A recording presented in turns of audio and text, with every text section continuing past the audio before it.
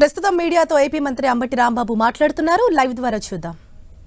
లేదని చెప్పేటటువంటి తెలుగుదేశం పార్టీ ఒక వాళ్ళ మేనిఫెస్టోని తీసుకొచ్చి చెప్పమనండి. గత 2014లో ఇచ్చినటువంటి మేనిఫెస్టోని పట్టుకుని మాట్లాడమనండి. దమ్ముంటే మేము ఆ పట్టుకుని మాట్లాడేటటువంటి ధైర్యం దమ్ము మాకుంది. అలాంటి విశ్వాసాన్ని ప్రజల నుంచి మేము పొందామని మనవి చేస్తున్నా. రెండో అంశానికి వస్తే పొద్దున ఒకసారి సాయంత్రం ఒకసారి వెళ్ళి వచ్చాయంట పవన్ కళ్యాణ్ గారు చంద్రబాబు నాయుడు గారి ఇంటికి. దేనికి వెళ్ళాడో నాకు అర్థం కాల. ముష్టి కోసం వెళ్ళాడా? సీట్లు ముష్టి కోసం. అయ్యా నేను చెప్తున్నానయ్యా, ఆ జనసేన కార్యకర్తలకి జనసేన నాయకులకి మాకు టికెట్ వస్తుంది, మేము గెలుస్తాము ఓడతాము అని కంగారు పడుతున్నటువంటి జనసేన నాయకులందరికీ చెప్తున్నా, కుక్క తోక పట్టుకుని గోదావరి ఈదకండి. చంద్రబాబు నాయుడు గారి మాట విని పవన్ కళ్యాణ్ ముంచే పరిస్థితిలో ఉన్నాడు. ఏదో 60 సీట్లు ఇస్తారు, 70 సీట్లు ఇస్తారు, 8, 9 పార్లమెంట్ సీట్లు ఇస్తారని బయట మీరు ప్రచారం చేసుకుంటారు. ముష్టేస్తాడు. ఆ ముష్టి తీసుకునేటువంటి పరిస్థితి తప్ప గత్యంతరం లేని పరిస్థితి మీకుందని మనవి చేస్తున్నా. పొద్దున ఒకసారి వెళ్ళాడు, సాయంత్రం ఒకసారి వెళ్ళాడు. రోజు తిరగటమే పని తప్ప ఫలితం ఉండదు. ఏ 20, 25, 22, 23 ఇస్తే గగనం. ఇది అందరికీ తెలిసినటువంటి సత్యం. ఇవన్నీ కూడా మీరు ఆలోచించుకోండి. ఎవరైతే జనసేనకు ఉన్నటువంటి కార్యకర్తలు మీరు మోసపోతున్నారనే విషయాన్ని దయచేసి గమనించమని ఈ సందర్భంగా నేను చెప్పదలుచుకున్నాను. సక్సెస్ఫుల్ సీఎంగా ఈ రాష్ట్రంలో చరిత్రలో నిలబడిపోతాడు. మళ్ళా గెలిచిన ముఖ్యమంత్రిగా నిలబడబోతున్నాడు. డాక్టర్ వైఎస్ రాజశేఖర రెడ్డి గారు రెండవసారి ఏ విధంగా నిలబడ్డాడో ఆ విధంగా ఎన్ని పద్మ వ్యూహాలు వేసినా, ఎందరు కలిసినా, ఎన్ని కుట్రలు చేసినా, ఎన్ని చీనికలు చేసినా చరిత్రలో నిలబడేటటువంటి విజయాన్ని జగన్మోహన్ రెడ్డి చూపించబోతున్నాడు రాష్ట్ర ప్రజానీకానికి. రాష్ట్ర ప్రజలు కూడా స్వచ్ఛందంగా ఓట్లు వేయడానికి సిద్ధంగా ఉన్నారు. చేసినటువంటి పనులను చూసిన తర్వాత ఏదో మాట్లాడుతూ ఉంటారు. తెలుగుదేశం వాళ్ళు జనసేన వాళ్ళు ఇంతవరకు వాళ్ళు సిద్ధమే కాల, భేటీల్లోనే ఉన్నారు. మేము సిద్ధమయ్యాం, ముందుకు దూసుకుపోతున్నాం.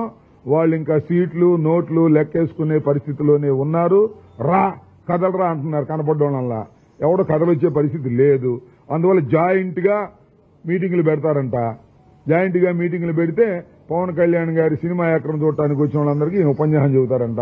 ఆ మధ్యన లోకేష్ ఏదో పాదయాత్ర పూర్తి చేస్తే అప్పుడు తీసుకెళ్లారు కదా పవన్ కళ్యాణ్. అలా తీసుకెళ్లి జనాన్ని పోగు చేసుకోవాలనేటువంటి ప్రయత్నం చేస్తున్నారు. చిత్రం ఏంటంటే ఈ మధ్యన ఏమండి ఆయన పేరేంటి లోకేష్ కనపట్లేదుగా. దాచేసినట్టున్నారు, చెప్పినట్టున్నారు ఆయన బయటికి పెడితే మీరు అవుట్ అని. దాచేసిన అవుటే, బయటికి పెట్టిన అవుటే. ఇది వాస్తవం. కొన్నాళ్ళు లోకేష్ బాబుని పాదయాత్ర చేసిన వీడని చెప్పినోడు సూడని చెప్పినోడిని తీసుకెళ్లి పక్కన పెట్టేటువంటి పరిస్థితి తీసుకొచ్చారు. మిమ్మల్ని పక్కన పెట్టబోతున్నారు ఈ రాష్ట్ర ప్రజానీకం. మీరు కూటమి కట్టినా పొత్తులు పెట్టుకున్నా ఏమి చేసినా మిమ్మల్ని పక్కకు పెట్టే పరిస్థితి ఉంటుందని గుర్తుపెట్టుకోమని మనవి చేస్తున్నాం.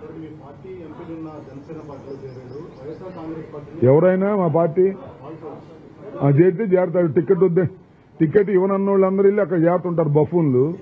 ఇక టికెట్ లేదని చెప్పిన తర్వాత బఫూన్ బాలశౌరి వెళ్ళి అటు చేరాడు. అంతే కదా. కొద్దిగా ఓవర్గా మాట్లాడాడు. ఓవర్ యాక్షన్ చేస్తే తప్ప అక్కడ గుర్తించరు అనుకుంటున్నారు అనుకుంటా. వెళ్ళి చాలా ప్రగల్భాలు పలికాడు, చాలా ఓవర్ యాక్షన్ చేశాడు. పవన్ కళ్యాణ్ అన్నా అంట ఈయన ఇంత ఓవర్ యాక్షన్ చేస్తున్నాడు మొన్నటిదాకా అక్కడ ఉండి వీడిని నమ్మొచ్చా అని. అది పరిస్థితి ఉంది.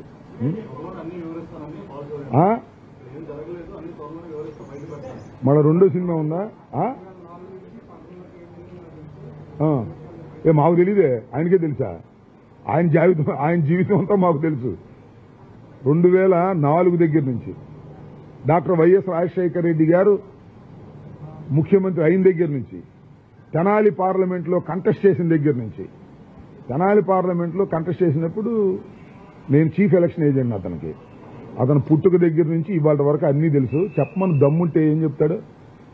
ఆ బాలశౌరిని ఇక్కడదంటే వెళ్ళి జనసేన ఆఫీసులో పడ్డాడు. అన్ని అన్యాయాలు అక్రమాలు చేసిన బఫూన్. అన్ని అన్యాయాలు అక్రమాలు చేశారు కాబట్టే టికెట్ రిజెక్ట్ చేశారు. టికెట్ రిజెక్ట్ చేసినప్పుడు అక్కడ తేలాడు. అక్కడ తేలి జగన్మోహన్ రెడ్డి గారిని వారిని వీరిని దూషించే కార్యక్రమం ఓవర్ యాక్షన్ చేస్తే చెప్పాగా. ఆ పక్కన ఇద్దరు అనుకున్నారంట. ఎవరు? పవన్ కళ్యాణ్ ఆయన పేరేంటి తెనాలి ఆయన ఎవరు? నాదేళ్ల మనోహరు. ఏంది మొన్నటిదాకా అక్కడ ఇక్కడ ఓవర్ యాక్షన్ చేస్తున్నాడు, ఈ నమ్మొచ్చా అన్నారంట. అది అతని పరిస్థితి. ఎక్కడికి వెళ్ళినా అతని నంబర్ ఎవరైనా నమ్మొచ్చు. కానీ సరే వాళ్ళ గత్యంతరం లేక టికెట్ ఇస్తే బందర్ టికెట్ ఇవ్వచ్చు. కానీ అతను ఎవరినైనా ముంచిపోయే తత్వం కలిగిన వాడు అనేది నాకన్నా నీకన్నా అందరికన్నా ఆయన పవన్ కళ్యాణ్ గారికి నాదెళ్ల మనోహర్కి బాగా తెలుసు. రాబోయే కాలంలో మీరే చూస్తారు. ఓకే, జగన్ అర్జున్ అని చెప్పుకుంటున్నాడు. వాళ్ళకి విన్నారా? మొత్తానికి విన్నారు కదా. పని ఎంత గుచ్చుకుందో వాళ్ళకి అర్జునుడు చెప్పంగానే. అంటే ఆయన అర్జునుడు కాదు అని చెప్పలా, అది చెప్పే ప్రయత్నం చేస్తున్నారు. నేను చెప్తున్నా, జగన్మోహన్ రెడ్డి గారు ఒకానొక సందర్భంలో నేను అర్జునుణ్ణి అభిమన్యుణ్ణి కాదు అని చెప్పాడు. అంటే అర్థం ఏమిటి? మీరు పన్నే పద్మ వ్యూహాలన్నింటినీ ఛేదించగలిగిన అర్జునుని నేను అని చెప్పాడు. అంటే మీరు పద్మవ్యూహాలు పన్నుతున్నారన్నమాట. దుష్ట చతుష్టయం పన్నేటటువంటి పద్మవ్యూహాలన్నింటినీ ఛేదించుకుని రాగలిగిన వీరుడు అర్జునుడు జగన్మోహన్ రెడ్డి.